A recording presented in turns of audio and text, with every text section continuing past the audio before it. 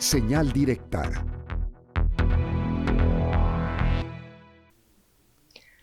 Nos encontramos en las instalaciones de la Fiscalía Anticorrupción y agradecemos al titular de esta institución, al fiscal Gerardo de la Cruz Tobar, que platique con nuestra audiencia. Fiscal, muchísimas gracias. ¿Cómo está? Al contrario, pues con el gusto de recibirlos aquí, desde luego, y poder platicar con ustedes y con el auditorio. Gracias.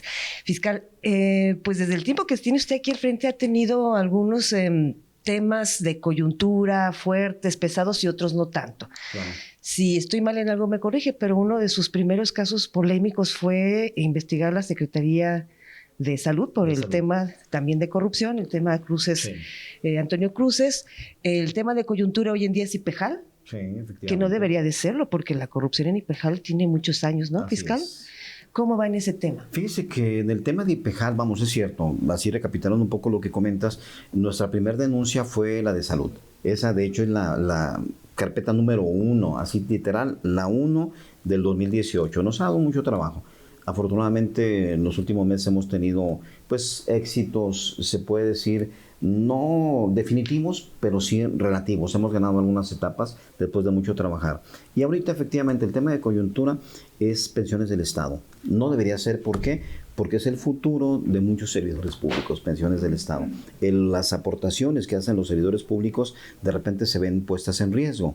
Vaya, en tema de pensiones hemos tenido muchos temas, muchos, algunos más llamativos que otros, pero de los que podemos hablar como temas relevantes de pensiones, lo puedo dividir en 3 grandes sectores.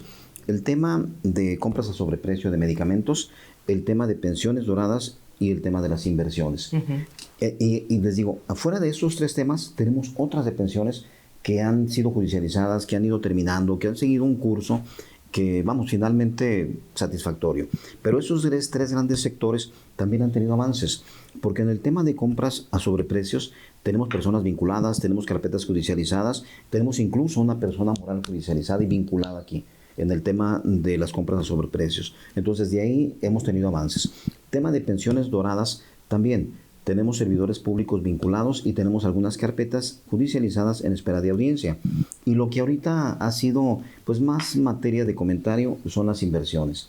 Las inversiones fallidas. Se ha mencionado mucho cómo se ha puesto en riesgo el capital de los servidores públicos en inversiones que no han funcionado. Pero déjenme ser muy objetivo en relación a esto. Hay inversiones que se mencionan de hace 2 o 3 sexenios que no le corresponden a la Fiscalía investigarlas. Nosotros investigamos las denuncias que se presentan a partir de diciembre del 2017. Que es cuando nace. Que es cuando nace la Fiscalía. Su servidor empezó en funciones el 15 de febrero del 2018, pero la ley establece que la Fiscalía Especializada conocerá de las denuncias que se presenten a partir del día 1 de diciembre del 2017. En este proceso, las inversiones que han sido materia de denuncia han sido lo relacionado con Abengoa y lo relacionado con Transportes Marítimos Mexicanos. Eso es lo relevante. De esas inversiones tenemos 3 carpetas. 3 carpetas, 2 que tienen que ver con Abengoa y una de Transportes Marítimos Mexicanos.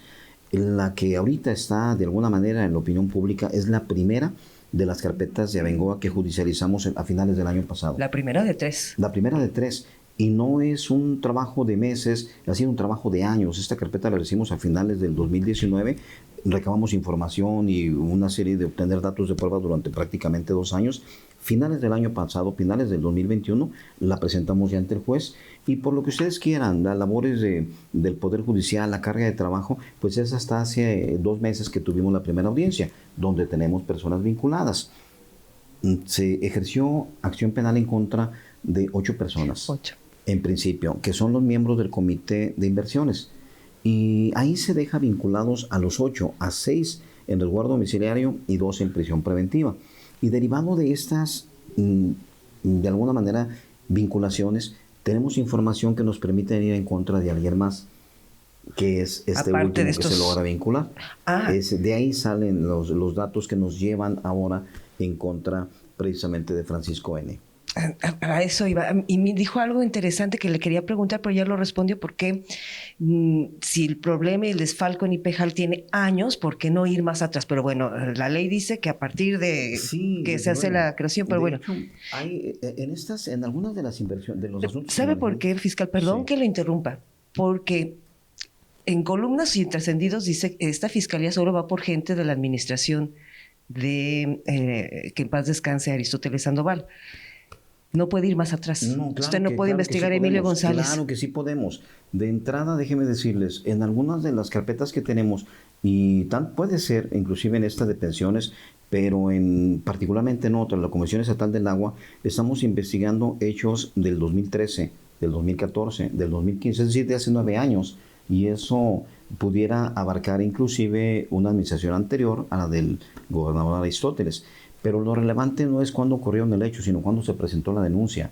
Si la denuncia se presentó o se presenta después de diciembre del 2017, nos corresponde a nosotros. Si la denuncia fue presentada antes, está en la Fiscalía. La Fiscalía. Claro. Muy bien. Entonces eso habrá que verlo. Oiga, en este caso del desfalco a IPEJAL, ¿qué puede hacer la Fiscalía concretamente a la empresa Bengoa? ¿Ellos no tienen nada que ver? ¿No se les investiga? De hecho, vamos, no es la única carpeta en la que tenemos una persona moral implicada. Y en otras carpetas hemos logrado vinculación en contra de la persona moral. Entonces no es un tema que se descarta, es un tema que está en análisis con el agente del Ministerio Público. Si encontramos que la empresa de una manera indebida se beneficia, pero esto me refiero más allá de lo que pudiera ser un dolo civil. De repente son cuestiones técnicas que no resultan muy sencillas para entender para el común denominador, pero en el ámbito penal, en el ámbito del derecho, particularmente en el penal, dividimos un dolo civil y un dolo penal. Hay ocasiones en que se trata de un mero incumplimiento de contrato y hay ocasiones en que en realidad tú sabías que eso no se iba a cumplir y lo hiciste ya con dolo, con la intención de cometer un delito, y es cuando hemos logrado vincular a una empresa, que hemos tenido empresas inclusive ya condenadas, pero eso no es una situación que se descarte, es un tema que todavía está. O sea, también hay una carpeta de investigación para Bengoa. De hecho, dentro de la misma carpeta de investigación existen líneas diversas, y yo lo he comentado varias veces. Esta carpeta, como las otras que tenemos, son investigaciones que están abiertas, son investigaciones que están en marcha y que eventualmente nos puede resultar un dato de prueba que nos permite ir contra alguien más. Fiscal, si también si estoy mal en las fechas me corrige, pero antes de que se vinculara a proceso y se capturara y luego vinculara a proceso a Francisco N., quien fuera el presidente del Consejo de Administración de IPEJAL, el gobernador dijo que tenía conocimiento de que en estas carpetas de investigación habría peces gordos. Sí. Y luego, pues calla Francisco N. ¿Hay peces más gordos porque luego dice el gobernador que no tiene nada que ver con usted, que ya no sabe en la fiscalía? Bueno, lo que ocurre es que el gobernador, desde antes de que estuviera en funciones, él fue muy respetuoso en ese sentido. Y yo recuerdo, la primera nota que se publicó relacionada con su servidor, que dijo: respeto absoluto a la Fiscalía Anticorrupción, y lo ha mencionado de una manera reiterada en las últimas entrevistas. Lo he escuchado varias veces decir: al fiscal anticorrupción yo no lo nombré, y es cierto. Ustedes recordarán que yo fui electo en los últimos 10 meses de la administración del gobernador Aristóteles. Entonces es cierto, efectivamente, yo no formo ni formé parte de ningún grupo político. Absolutamente. Al decir de ningún grupo político, podemos hablar desde luego desde el PRI, Morena, MC, Grupo Universidad. No formo ni formé parte de ninguno de esos grupos. Fue lo que de alguna manera ayudó para que pudiera ser el fiscal anticorrupción. Entonces, lo que ha manifestado el gobernador, y se lo agradezco, es un tema de respeto a la autonomía.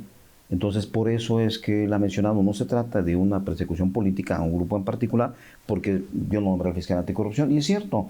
Y otra cosa relevante. Es decir, que entonces hay carpetas de investigación también para la actual administración estatal. De hecho, nosotros hemos tenido personas de esta administración vinculadas a proceso.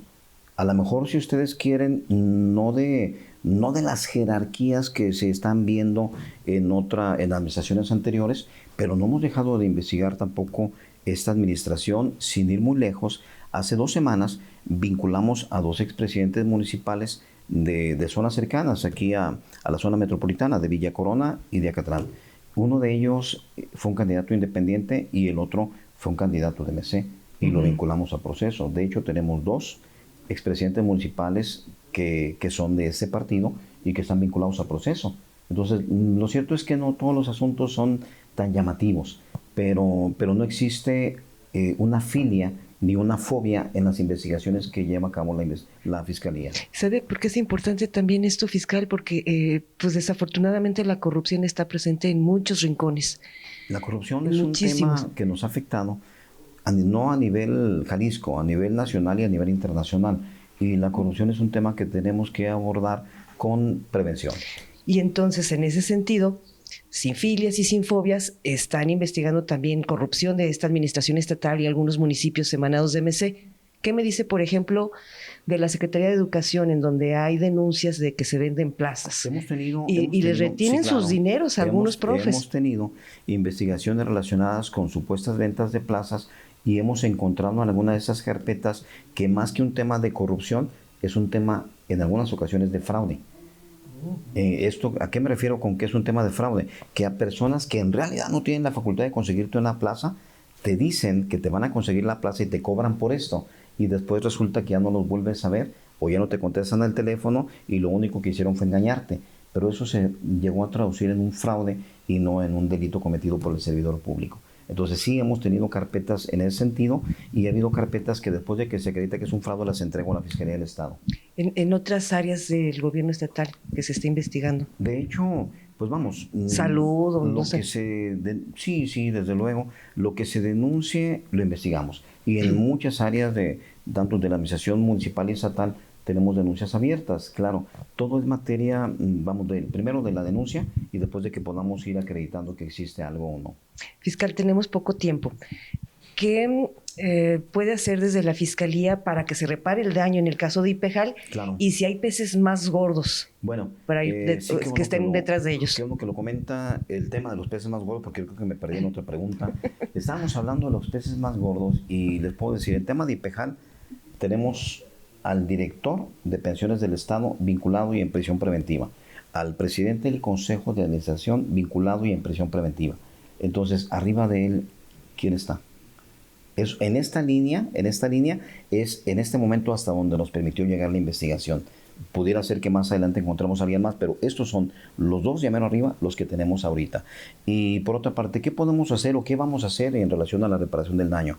Nosotros vamos a pretender en la investigación complementaria reunir los datos de pruebas suficientes para acreditar una plena responsabilidad, no únicamente de Francisco N., sino de las personas que tenemos vinculadas. Y desde luego vamos a intentar obtener una sentencia condenatoria. Lo que establece la Constitución en este momento es que no se puede dictar una sentencia condenatoria en alguien sin condenarlo al pago de reparación del daño. Entonces pediremos una reparación del daño y esperaremos obtener una sentencia que los condene a reparar el daño. Fiscal, me quedé con muchas preguntas, el tiempo se nos agotó, ojalá su agenda le permita habrá oportunidad de seguir platicando. Desde luego, cuando ustedes gusten. Muchísimas gracias. Al contrario, gracias. Saludarlos.